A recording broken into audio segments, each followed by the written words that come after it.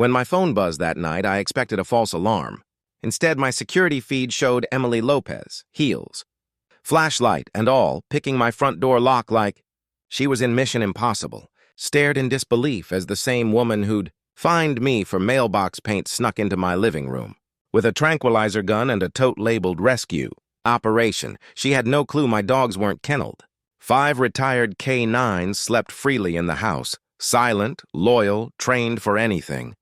Seconds later, she froze. Then came the barking, 5 thunderous roars of canine justice. That was the night the HOA war turned legendary. 2 years earlier, I'd moved into Maplewood Estates for peace after 20 years as a K9 officer.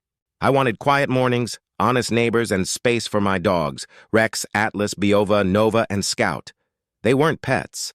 They were partners, heroes who'd served beside me through raids and rescues. Life was calm for 6 months. Jogging, training, sunsets on the porch. Then came Emily Lopez. She was the new HOA president. 50s, divorced, perfect hair, permanent scowl, clipboard welded to her hand. You'd hear her heels before you saw her. Our first chat was deceptively polite. "Mr. Clark?" She smiled tight enough to crack glass. "Your dogs are large, intimidating." "They're trained service animals," I said evenly. She peered past me. "We value serenity here." "Serenity's safe," I told her. She didn't like that. Within a week, I had my first violation. Excessive noise from animals. Hunter 50, I appealed, won, and learned a lesson. Once Emily had you on her list, you stayed there. The fines multiplied. Fence color, grass length, decorum. She patrolled daily, snapping photos of my yard like paparazzi. One morning, I caught her peeking over the fence. "Getting a good angle?" I asked. "I'm documenting violations." "Of what? Oxygen usage?" Her jaw clenched. "Dangerous animals. They shouldn't be here." I stepped closer. "Funny. My dogs have better manners than the people trespassing." She stormed off, heels stabbing pavement. I started documenting her. Dates, videos, screenshots. Old habits die hard. At the HOA meeting, she went public. PowerPoint slide of my house under problem properties. I stood. "You could have just said my name?" "They're aggressive," she said. "They're service-trained heroes," I replied. "Stop lying to our neighbors," gasps. She sputtered. "You'll regret this." I smiled. I doubt it. From then on, it got ugly. Anonymous complaints, gossip, even failure to comply with community tone. I framed that one. Soon my gate was left ajar. Locks I always secured. Camera feed glitched for 15 minutes, then showed a faint shadow leaving the alley. Emily's obsession had crossed into darkness. I reinforced locks, installed motion sensors, and hung a sign. "Smile, you're on camera." Next morning, she stood across the street staring at it, lips moving. That was when I poured a whiskey and waited. I didn't know the storm was about to hit. Her campaign grew bolder. Notes on my door. False claims about my dogs attacking people. Poison gossip in the community group. "Please report any suspicious barking," I replied once. My retired K9s passed every test. Maybe focus on real problems. Her post vanished an hour later, replaced by a new violation. Unauthorized online conduct detrimental to HOA unity. I framed that too. Then came the visit from animal control. The officer laughed as my dogs rolled for belly rubs. "These are the calmest I've seen," he said. That same afternoon, Emily's husband Frank showed up, worn down. "She's not herself," he whispered. "She thinks you're hiding something." "I'm hiding peace and quiet," I said. He sighed. "Just be careful." I should have listened harder. Days later, my camera caught Emily standing across the street at midnight, just watching. 2 days after that, a certified letter. Final warning, remove all canines within 30 days. Her signature was carved in anger. That night I poured another drink. 30 days, huh? I muttered. The next morning I found raw meat wedged in my fence. Rex sniffed but didn't touch. The lab confirmed my fear. Tranquilizers. Enough to drop a 100-pound dog. I took the report to a friend at the station. Can't prove it's her without footage, he said. I'll get it, I promised. I upgraded again. Night vision cameras, silent alarms, interior coverage. For the first time, I locked the dogs inside at night. They didn't like it. But I trusted their instincts more than ever. She wasn't just angry now. She was studying me. My footage caught her car idling near the house, headlights off, jotting notes. By September, neighbors whispered about her breakdowns and midnight patrols. Then I found 3 more pieces of meat by the fence, this time laced with rat poison. I stormed to the sheriff's office. My old partner, Harris, frowned. No footage, no charge, he said. But we'll file a report. I knew the system. I needed her caught in the act. So I set a trap. Extra cameras, sensors tied to my phone, motion alerts on every door. 2 nights later, my dogs grew restless, low growls, pacing. Nothing on screen, but I trusted their instincts. The next day, Emily's car was parked 3 houses down. When I stepped out, she sped off. By then, even neighbors started apologizing. We thought she was just strict, one woman said. Now she scares everyone. That night, I kept the dogs inside again, checking every lock, every feed. The house was silent, too silent. I stared at the ceiling, remembering 20 years of service, danger, adrenaline. I'd faced armed suspects calmer than this suburban tyrant. Something in the air said she wasn't done. And I was right. Because within 24 hours, Emily Lopez would break into my home and meet 5 trained K9s waiting behind the door. The air that night was electric, charged like a storm. I checked the feeds one last time, nothing moving, just moonlight on the porch. Then I slept. At 2:17 a.m., my phone buzzed, a motion alert. My eyes snapped open. Live feed, the front porch. A figure stepped into frame, Emily Lopez. Dressed in black, hair tied back, flashlight in one hand. Lockpicks in the other. She's actually doing it, I whispered. Rex lifted his head. Then Nova, then the others, synchronized calm before thunder. I heard her mutter, "Almost got it." Click. The door creaked open. I called 911. "This is Matthew Clark, 1123 Maplewood." The HOA president just broke into my house. I have live footage. She's armed with a tranquilizer gun. Officers on their way, the dispatcher said. Safer than she is, I replied. Emily moved deeper inside, whispering, "It's okay, babies. I'm here to get you out." She actually thought she was rescuing them. Her flashlight scanned the kitchen, glinting off metal bowls. Then came the growl, low. Rolling thunder from Rex. She froze. Another growl, bare. The hallway camera showed 5 shadows emerging, ears forward. Eyes glowing in the beam, they spread out like a tactical team. Emily pressed to the wall. "Easy, good puppies." Nova barked once, commanding, deafening. Emily screamed, dropped the flashlight. The tranquilizer gun clattered. 5 barks followed, deep, trained, disciplined. The kind that stops hearts. I watched from upstairs, adrenaline steady. Grabbed my badge out of habit, slid it into my pocket, and went down. Emily Lopez, Queen of Maplewood, was cornered by 5 silent K9s, trembling back to the wall. "Call them off," she gasped.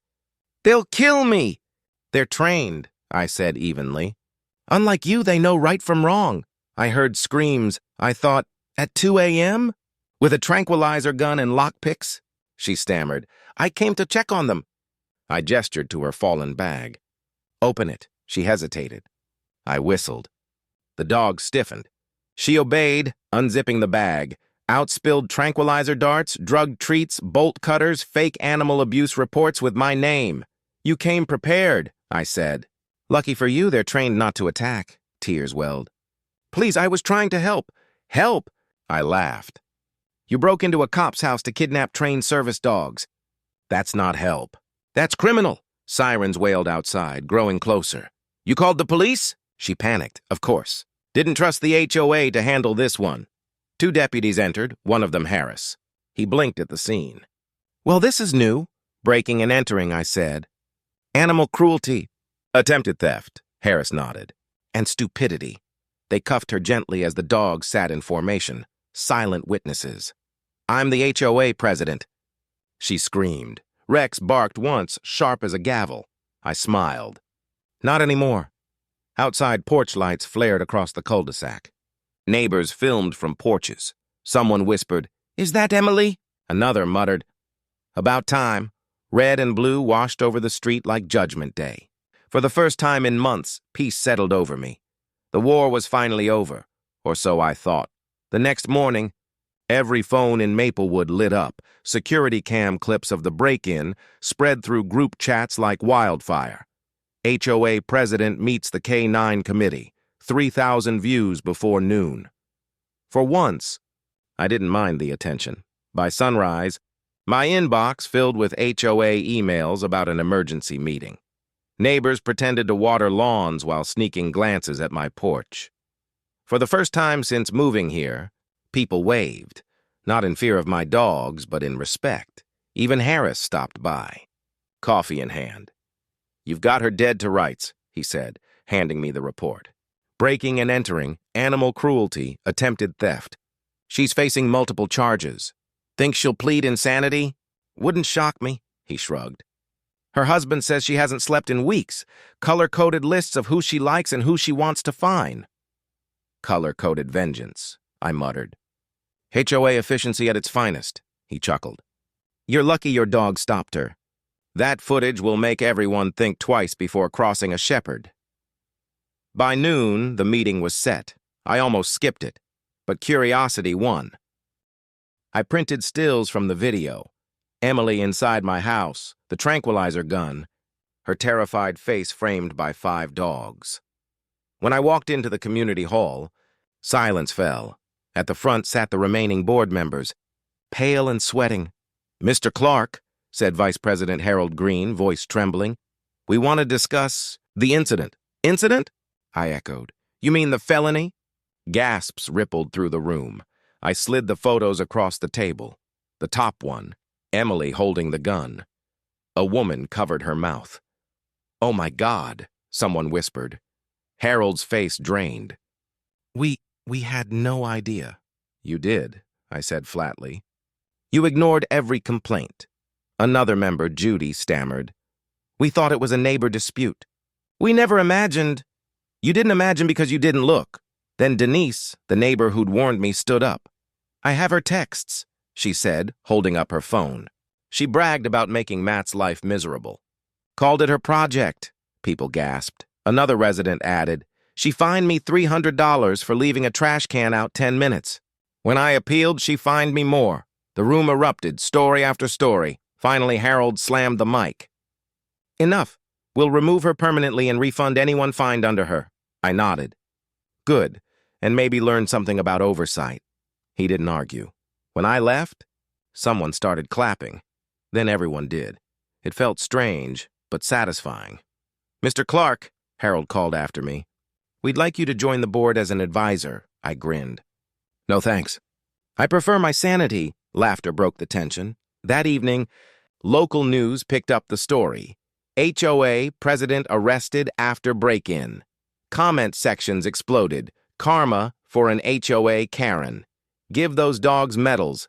I read every one. Later that night, a knock on my door. Frank Lopez. He looked 10 years older. "Thank you," he said quietly, "for stopping her before she hurt someone."